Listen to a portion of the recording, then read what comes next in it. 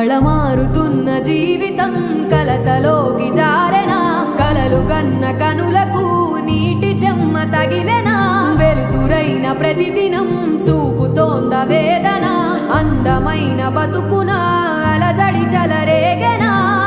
ఏమిటి నీ పాపం ఏమిటి నీ నేరం చీకటి ముసిరిందే చిటికల్లోనా తీరదు నీ శోకం మారదు ఈ లోకం